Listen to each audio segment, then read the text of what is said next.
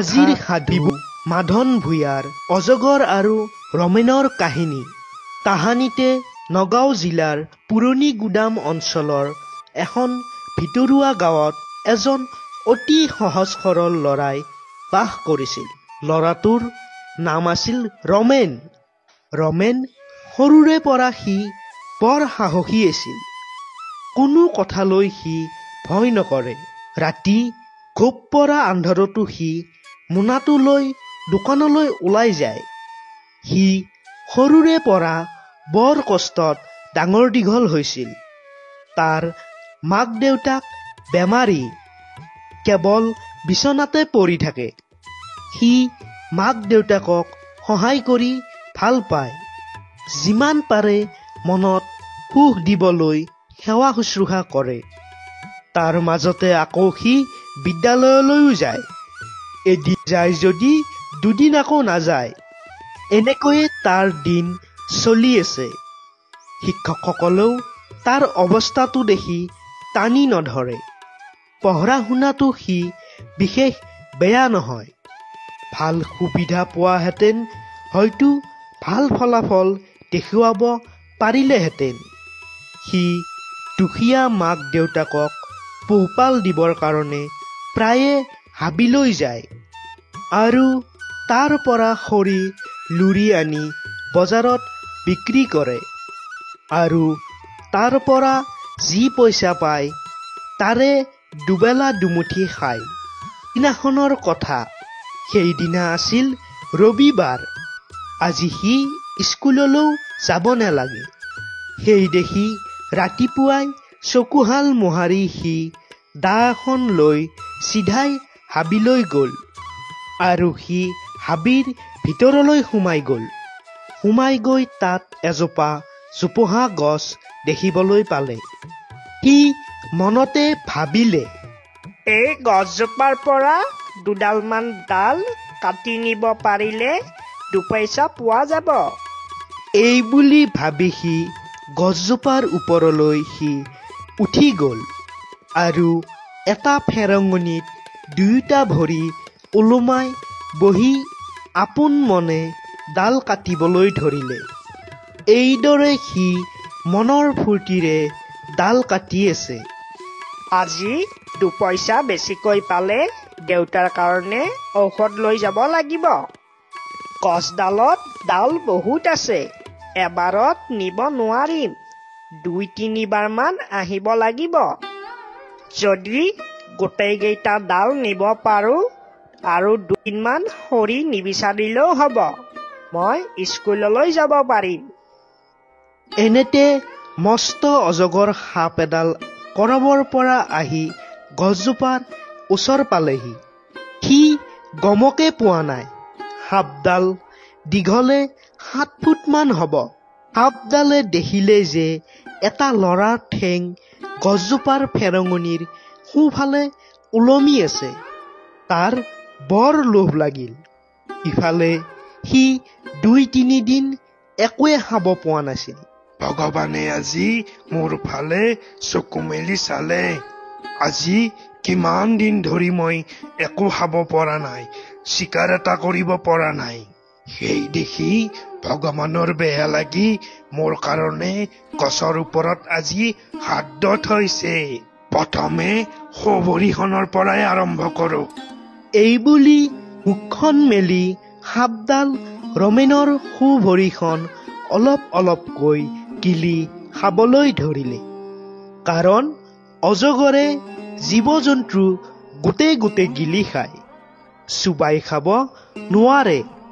ৰমেনৰ প্ৰথমতে ভৰিটো অলপ গধুৰ লাগিছিল, কিন্তু একান্ত মনে গছৰ ডাল কাটি থকাৰ কাৰণে একোৱে গম পোৱা নাছিল। উফ, মোৰ ভৰিখন ইমান গধুৰ লাগিছে। জানো ভৰিখন কোনোবাই টানিছেহে তলৰ পৰা। ছিঙি যাব যেন পাইছো। বিষাইছেও দেখোন। এই বুলি সি তললৈ চাই দেখে যে মস্ত এডাল অজগৰ।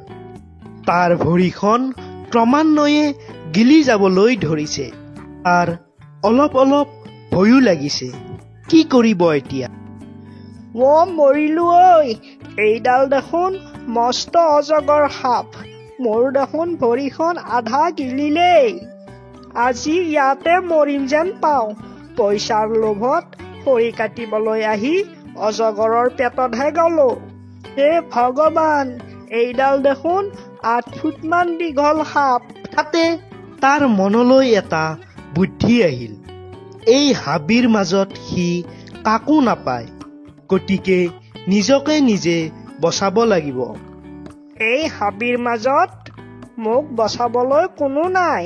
মই নিজকে নিজে বচাব লাগিব, নহলে বেমাৰী মা দেউতাৰ কি হব?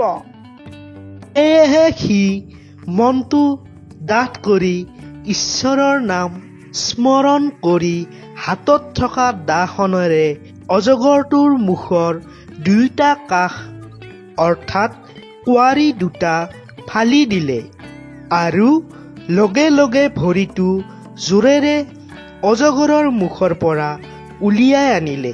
ঐ মই মৰিলো ঐ, ভগৱানে আজি মোক কিহৰ পাল্লাত পেলালে? এনেই কোৱা নাই লোভেই পাপ, পাপেই মৃত্যু বুলি। মই যদি লোভ কৰি ইয়াক খাব নাহিলো হৈ, আজি মোৰ এই অৱস্থা নহল হৈ। আজি মোৰ ইয়াতেই মৃত্যু হব যেন পাইছো। ৰমেনে সি দেউতাকৰ মুখত শুনিছিল যে অজগৰে বস্তু সন্মুখত থকাটোহে গিলি খায়, কিন্তু সি এতিয়াও গছৰ ওপৰতে আছে। সেয়েহে সি দাখন ওপৰৰ পৰা তাতে পেলালে আৰু গছৰ পৰা নামি দৌৰিবলৈ ধৰিলে। আৰু ইফালে অজগৰটোৱে বিষৰ যন্ত্ৰণাত থাকিব নোৱাৰি চিঞৰি চিঞৰি বাগৰিবলৈ ধৰিলে। আৰু ইফালে ৰমেনে দৌৰিব নোৱাৰে, কাৰণ ইতিমধ্যে সোঁভৰিটো একেবাৰে অৱশ হৈ পৰিছে। তথাপিও ফোফাই ফোফাই দুপিয়াই দুপিয়াই অজগৰটোৰ পিছফালৰ পৰা দৌৰিবলৈ ধৰিলে। সি গৈ গৈ লেবেজান হৈ পৰিল। ইফালে খৰিকটীয়া এজনে হাবিত খৰি কটিবলৈ যাওঁতে সেই অজগৰটো আগত পৰিল আৰু অজগৰটোৱে বিষত কান্দি চিঞৰি থকা কাৰণে মানুহটোৱে সাহস কৰি আগুৱাই গৈ অজগৰটোক কি হৈছে বুলি সুধিলে। আৰু তেতিয়া অজগৰটোৱে সকলো কথা মানুহজনক কলে। যিহেতু অজগৰটোৰ খাদ্যৰ সন্ধানত আহি এই দুৰ্দশা হল, সেই দেখি মানৱতাৰ খাতিৰত মানুহজনে কিছু বনৰীয়া ঔষধ অজগৰটোৰ মুখত লগাই কাপোৰ এখনেৰে মেৰিয়াই অজগৰটোক নিজৰ ঘৰলৈ যাবলৈ কলে। আৰু অজগৰটোৱে যাবৰ সময়ত মানুহজনক কলে, তুমি মোক আজি প্ৰাণ ৰক্ষা কৰি বহুত ডাঙৰ উপকাৰ কৰিলা। তাৰ বাবে তোমাক অশেষ ধন্যবাদ জনাইছো। আজি যদি মই ইয়াতে মৰি থাকিলো হৈ, মোৰ গাঁতত থকা লৰা ছোৱালী কেইটা কোনে চাল হৈ, কোনে ডাঙৰ দীঘল কৰিলে হৈ? এই বুলি কৈ অজগৰটো নিজৰ গাঁতলৈ গুচি গল। আৰু খৰিকটীয়াজনেও হাবিৰ মাজলৈ খৰি বিচাৰিবলৈ গল।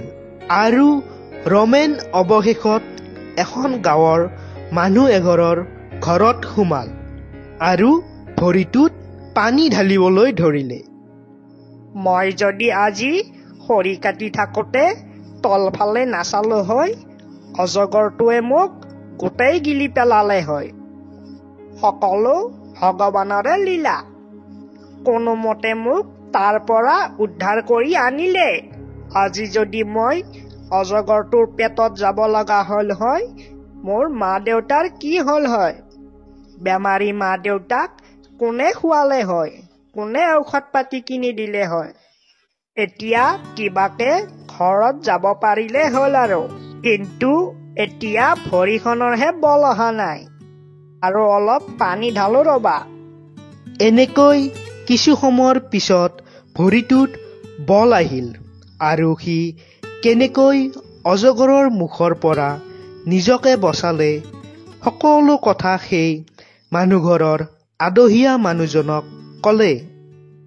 মানুহজনে ৰমেনৰ কথা শুনি ক'লে, তোমাক আজি আচলটোৱে পাইছিল, ভগৱানে বচাই আনিলে।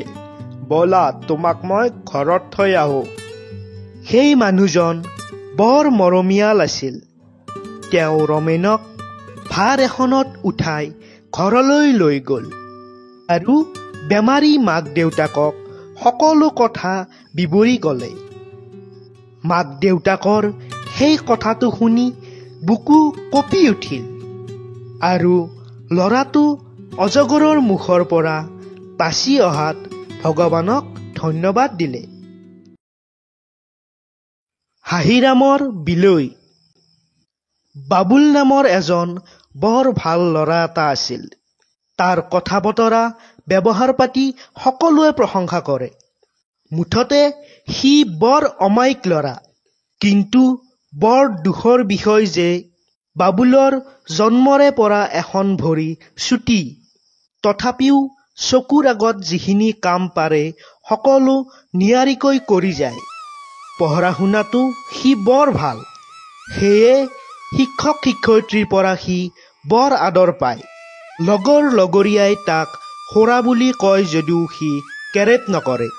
কওক, সকলোৱে যি কয় কওক, সকলো ভগৱানৰ সৃষ্টি। ভগৱানে যে চকু জুৰি আৰু হাত দুখন দিছে, কাৰণে ভগৱানৰ ওচৰত চিৰকৃতজ্ঞ। বাবুলৰ লগৰীয়াৰ ভিতৰত এটা ল'ৰাৰ নাম আছিল হাহিৰাম।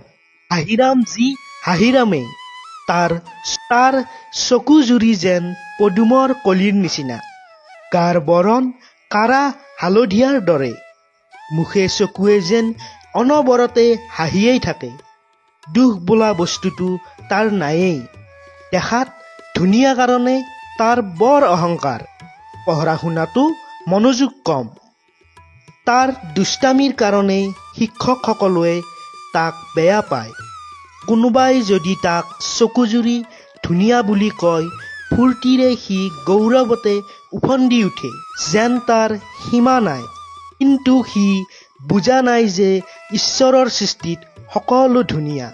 হাহিৰামে কথাই প্ৰতি বাবুলক খুৰা বুলি হাঁহে, কিন্তু বাবুলে নীৰৱে সহি থাকে। সি ভাবে হয়তো সি সঁচাকৈতো খুৰা, গতিকে হাঁহিব পাৰিছে যেতিয়া কোনোবাই হাঁহক, তাৰ কোনো ভাবিবলগীয়া নাই। তেতিয়াই তাৰ অন্ধ ল'ৰা ছোৱালীৰ কথা ভাবিলে মনটো সেমেকি যায়। কাৰণ তাৰ ভৰিটো চুটি যদিও পৃথিৱীখনটো চাব পাৰিছে, কিন্তু অন্ধসকলে যে একোৱেই দেখা নাই, কিমান যে তাহাঁতৰ দুখ। আন এদিনাৰ কথা, বাবুল তেতিয়া নৱম শ্ৰেণীত পঢ়ে।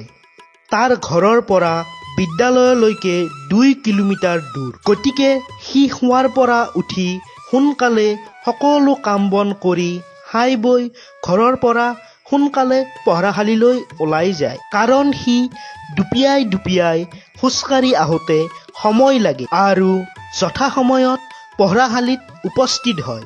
শিক্ষকে কোনোদিনাই তাক পলম হোৱাৰ বাবে গালি দিব লগা হোৱা নাই। সি সোনকালে পঢ়াশালীলৈ অহা দেখি হাহিৰামে ঘৰৰ পৰা ঠাট্টা কৰি হাঁহি হাঁহি চিঞৰি, ঐ বাবুল, তোৰ কাৰণে পঢ়াশালীখন পুৱাৰহে নেকি? কিন্তু বাবুলে একো নামাতে। আনহাতে হাহিৰামৰ চাইকেলেৰে পঢ়াশালীলৈ যায় যদিও সদায় পলম হয় আৰু শিক্ষকৰ পৰা গালি খাবলগীয়া হয়। তথাপি সি নীলাজৰ দৰে হাঁহি মাৰিয়েই উৰাই দিয়ে। এনেদৰে দিন গৈ আছে। এদিন দুয়ো প্ৰৱেশিকা পৰীক্ষা পাছ কৰিলে আৰু হাহিৰামে চহৰৰ কলেজ এখনত নাম লগালে। বাবুলে কিন্তু সুখ্যাতিৰে পাছ কৰাৰ পিছতো গাঁৱৰে এখন কলেজতে পঢ়িলে। এইদৰে সময় গৈ আছে। এদিন হঠাতে এটা দুৰ্ঘটনা ঘটিল। সকলো দৌৰা ধপৰা লাগিল, কি হ'ল বুলি। গাঁৱৰ মানুহে দেখে যে হাহিৰামৰ বাইক দুৰ্ঘটনা হৈছে। দেউতাক নথকা অৱস্থাত হাহিৰামে বাইকখন লৈ ঘৰৰ পৰা আহি চাৰিআলিটো নাপালেহি। মাৰি দিলে এখন চলন্ত ট্ৰাকত। লগে লগে সি উফৰি পৰিল। চাৰিওফালে হুলস্থুল লাগিল। তাক লগে লগে চিকিৎসালয়লৈ নিয়া হ'ল। মানুহটো বাচিল, কিন্তু দুখৰ বিষয় যে তাৰ চকু দুটা চিৰদিনৰ কাৰণে হেৰুৱাব লগা হ'ল। বেচেৰা বাবুলে তাৰ কাষত থাকি বহুত বুজালে। এতিয়াহে হাহিৰামে বুজি পালে যে ভগৱানৰ সৃষ্টিত সকলো ধুনীয়া, কোনেও কাকো হাঁহিব নাপায়। বৰং যিখিনি পাইছে সেইখিনিকে ভগৱানক কৃতজ্ঞতাহে জনাব লাগে।